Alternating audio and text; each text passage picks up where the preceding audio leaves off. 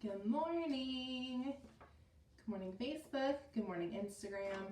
So yesterday I came on here and I talked about a killer morning routine and the 5 things that you needed to include to basically make every single day a great day. Then I also said that I was going to show you in real life what happens when you don't get up on time, because everything has to be pushed back. It's not fun. It's not something you brag about, but it absolutely is going to happen. I can tell you probably at least once a week, I have a modified morning routine that does still check all the boxes of all 5 things, but it does not look like what I imagined it to when I originally scheduled it. So, just a recap, if you did not watch yesterday's live, I would highly recommend watching it. I'm not going to go completely through all of it again. Hey, Alex. But if you're on here watching live, go ahead and drop me a live down in the comments. And then if you're watching a replay, drop hashtag replay. I love to see who's watching. Hey, Lori.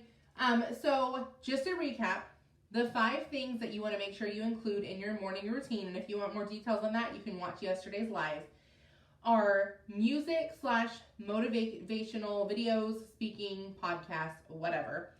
Fuel, so some kind of like beverage or water or coffee or something like that. Getting yourself ready. You don't want to be in pajamas at 5 o'clock in the evening. Not saying I've ever done that. Working out, in other words, just getting your body moving. And then journaling / doing your devotions.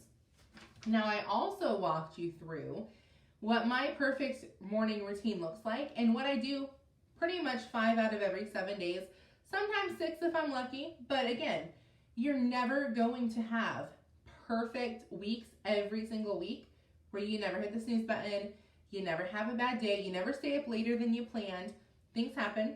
That's part of life. And that is one reason that I'm so passionate about talking about morning routines and night routines and time management skills, because these are all things you can take and apply to a real everyday life. So just to recap what my normal morning routine looks like. And then I'm going to show you what happens when I don't wake up on time, because that's a real thing. So typically I love to be up by 3. I drink my water, I take my supplements, I head to the gym.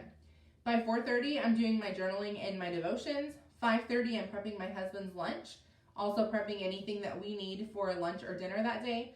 6:15, I typically take a shower and get ready. 7:15, I sit down with my coffee, and then I decide what we're doing for the rest of the day as far as work. I kind of look over my schedule. I do prep my schedule 7 days in advance. I highly recommend doing that as well.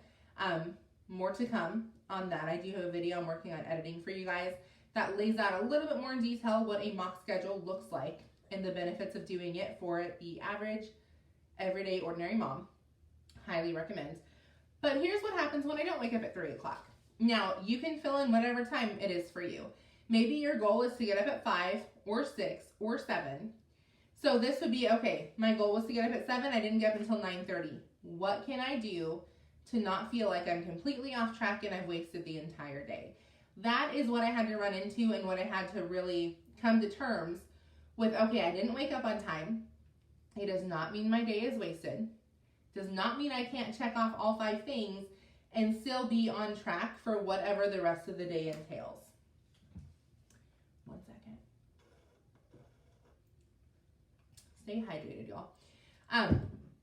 So there are times my husband gets up about 5:30 at the latest to get ready and go to work. So there are times when I hit my snooze button, I do not get up, I do not go to the gym. I roll out of bed at 5:30 with him. So obviously, I'm not going to the gym for an hour at that point because he's got to get ready and go to work. I've got to make his food. So at that point, this is what my schedule would look like. And all I want you to get from this is you're still going to do the 5 things. They might look a little bit different and they might be shorter on some tasks. And that's what I'm going to kind of touch on. So 5:30 to 6:15, still 45 minutes, which is what it normally is. I prep his lunch and I prep anything that we need for lunch and dinner that day. And then at 6:15 to 7:15, I go ahead and clean my house because I still want to get my body moving. Is it a workout? No.